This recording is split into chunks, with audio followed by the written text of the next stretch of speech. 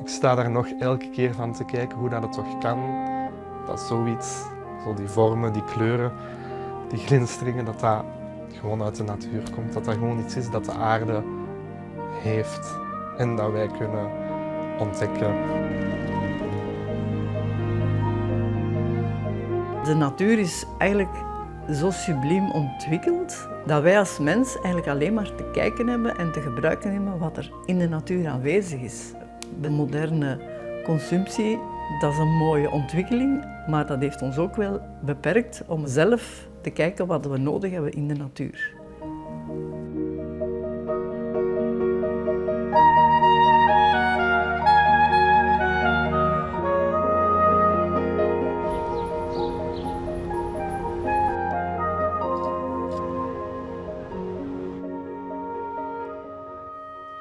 Ik ben Mirjam Segers, ik ben 65, ik woon hier samen met mijn man in Mechelen en ik heb hier een winkel met edelstenen en mineralen.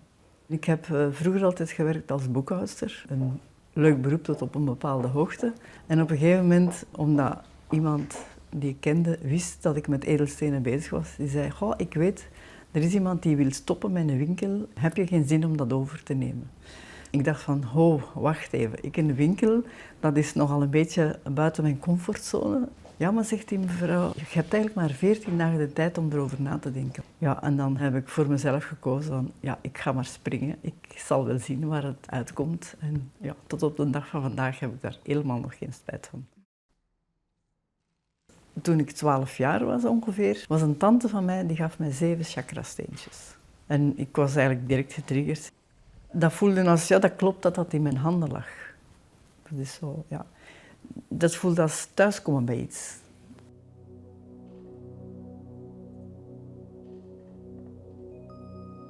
Edelstenen, dat zijn mineralen, ontwikkeld in de natuur. Groeit allemaal voor het grootste gedeelte onder de grond. Ik zet dat zelf op de gelijke plaats met planten.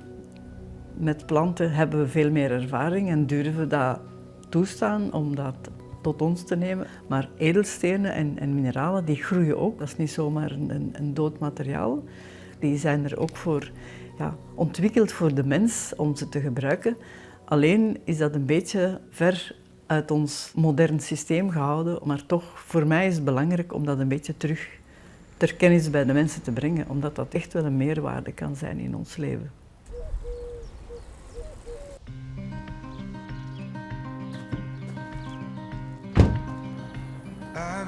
Ik ben Jarne, ik ben 22 jaar en ik ben de eigenaar van Lapis. Met Lapis probeer ik edelstenen en kristallen bereikbaar te maken voor iedereen. Hoe ik in de wereld van de stenen en de kristallen ben ingerold, dat begon eigenlijk toen ik nog op kot zat. Toen hebben we zo'n avondje met ons groepje op kot wat aan het bekijken geweest en zo voor iedereen een steen gekozen. En dan ben ik daar eigenlijk mee bezig gebleven, ben ik mij daar beginnen inlezen, veel beginnen te ontdekken. En op die manier, ja, is dat dus wel een stukje van mijn leven geworden. En ik heb sowieso altijd wel iets willen ondernemen en op die manier is Lapis dus ontstaan. Ik gebruik mijn stenen eigenlijk op verschillende manieren. Ten eerste heb ik sowieso altijd, of meestal, een paar steentjes in mijn broekzak zitten, die ik eigenlijk altijd gewoon bij mij draag. Om dan ervoor te zorgen dat ik net dat tikkeltje meer zelfvertrouwen op of net dat tikkeltje bewuster ben van negatieve invloeden of zo. En dan heb ik zo mijn grotere stuks, die gebruik ik graag om zo wat mee te knuffelen of zo. Of als ik iets aan het doen ben, dan heb ik die vaak zo op mijn schoot liggen of bij mij liggen. Of ja, gewoon een beetje zo die connectie daarmee maken, gewoon wat voelen. Soms gebruik ik die ook ter ondersteuning van iets, als je bijvoorbeeld zo'n crystal grid maakt. Dus eigenlijk, je hebt een soort schijf of zo, waar dat je in bepaalde patronen kun je daar die edelstenen leggen. En dan kun je dus bepaalde dingen aantrekken. Ze worden bijvoorbeeld heel veel gebruikt om zo succes aan te trekken. Mijn allereerste steen was een angeliet. Een engelensteen helpt om contact te maken met engelen. Bij mij is dat bijvoorbeeld, mijn grootvader is overleden. Ik was nog maar 5 jaar. En ja, op die leeftijd sta je daar nog niet super hard bij stil van, oh, wat betekent dat nu allemaal? Het Het is pas, ik denk een jaar of 5 geleden, dat ik daar eigenlijk meer bij gaan stilstaan. Doordat ik bij een therapeut was.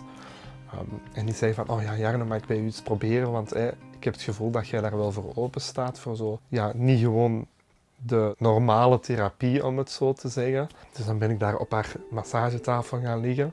En dan begon hij zo van alles over mij te doen, zonder mij aan te raken. Maar ik had op die moment al maanden niet meer mijn emoties kunnen uiten. En toen zei zij op een gegeven moment van, is uw grootvader ooit overleden? Maar ik had daar nog niks over gezegd. Hè. Dus ik was zo van, ja, die is hier bij u. En het moment dat hij dat zei, is het bij mij losgekomen. Ben ik daar beginnen wenen op die tafel. En sindsdien is dat voor mij echt zo een soort veiligheid van wetende van, oh, die is bij mij.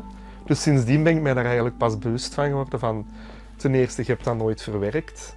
Je waart 5 jaar, dat is uw grootvader, ik zag die veel. Ik zag die heel graag ook. En anderzijds was dat ook wel een beetje een soort startpunt om dan later open te kunnen staan voor alles wat de wereld van edelstenen en kristallen meebracht.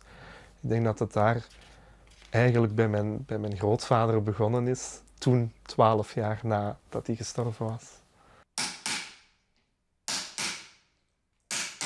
Ik ben opgegroeid in een vrij stressvol gezin, zal ik maar zeggen. Mijn vader was beroepsmilitair en dat ging er nogal heftig aan toe.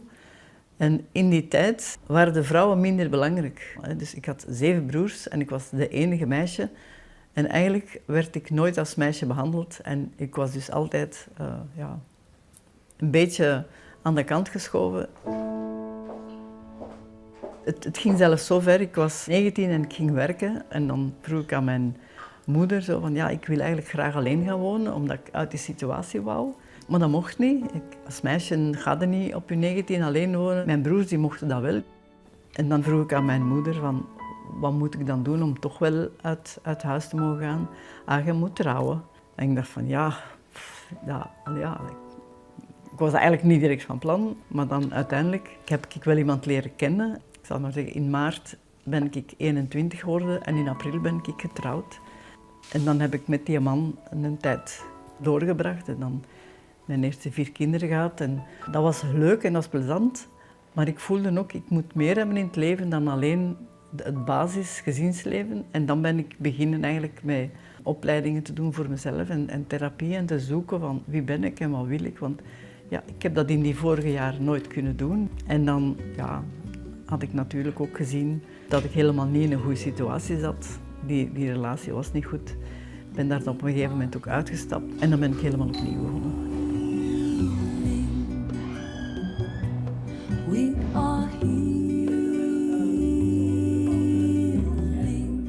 Pas na mijn 33e, als ik echt effectief uit het huwelijk gestapt ben daar, dan is dat eigenlijk nog verder beginnen ontwikkelen. Omdat ik dan eigenlijk echt voor de eerste keer de vrijheid had om te doen wat dat voor mij goed voelde.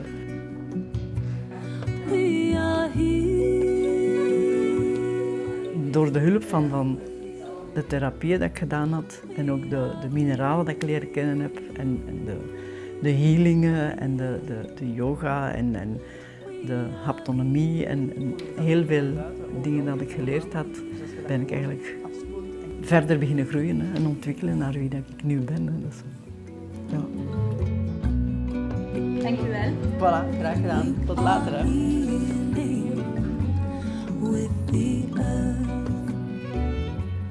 Volle maan wordt eigenlijk heel veel gebruikt om je stenen op te reinigen en op te laden, zodat je die opnieuw kunt gebruiken. Maar eigenlijk gaat volle maan ook over een nieuw begin. En het is ook een periode om bepaalde dingen los te laten. Nu, als ik dingen loslaat, ik ben heel visueel daarin, ik schrijf bepaalde dingen op die ik niet wil meenemen van de afgelopen maand of dingen die minder goed zijn gelopen, die schrijf ik op en die steek ik dan in brand. En zo op die manier probeer ik om bepaalde bagage achter te laten, zodat er nieuwe ruimte is voor positieve dingen eigenlijk.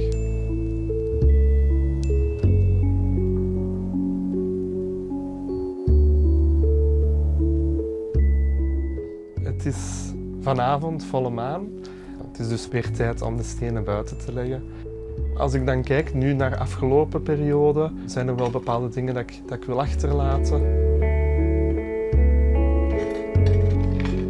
Bepaalde relaties met bepaalde personen bijvoorbeeld, die dat mij stress hebben gegeven of die dat mij niet goed hebben doen voelen.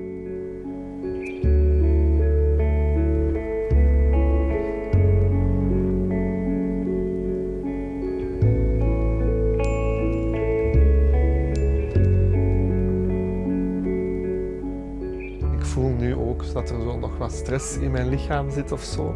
Dus ik wil eigenlijk een manier vinden om die er even uit te krijgen.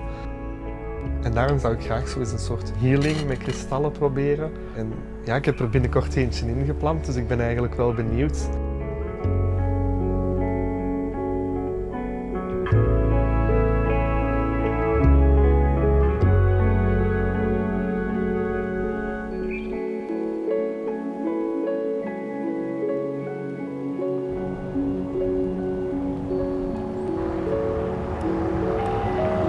Mijn verwachtingen zijn eigenlijk redelijk open daarin. Ik ben gewoon heel benieuwd. Kom maar binnen.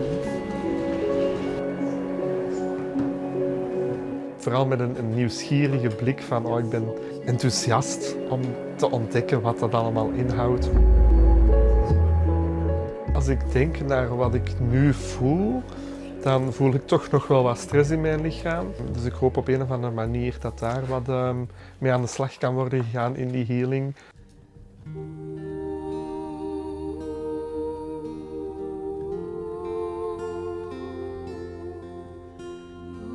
Wat er in mij omgaat als ik een healing geef, dat is ten eerste, ik ga me altijd in verbinding stellen met de aarde en met de hemel. Ik maak altijd een cirkel en ik ga dan van daaruit werken. Als je vanuit jezelf werkt, dan gaat je te veel eigen energie weggeven en dat is eigenlijk niet goed. Dus je moet eigenlijk op de circulaire energie gaan werken. Dan ga je nooit uitgeput geraken. Je wordt zelfs opgeladen door eigenlijk die circulaire energie te gebruiken.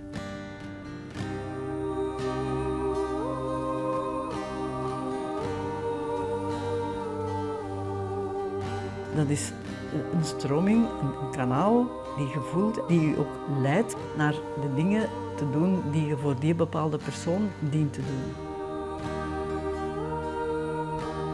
Voor de ene persoon moet ik aan de voeten beginnen en dan voel ik dat daar blokkades moeten opgeruimd worden. Bij andere personen moet ik aan het hoofd beginnen, omdat er zoveel spanning en stress in het hoofd zit, dat je dat eerst moet een beetje oplossen. Dat daar ruimte in komt om dan eigenlijk die rust te brengen bij die persoon.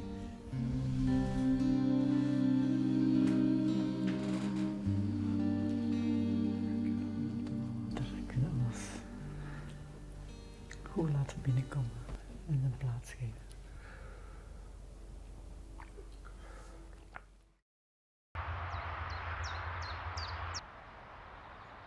Wat kristalstenen voor mij betekenen, is gewoon een soort alledaags duwtje in de rug om bewuster met jezelf bezig te zijn. Ik denk dat mijn leven heel hard veranderd is door die stenen, omdat ik voordien, ik had heel veel emoties, heel veel opgekropt verdriet en woede, maar ik was mij daar ook niet bewust van.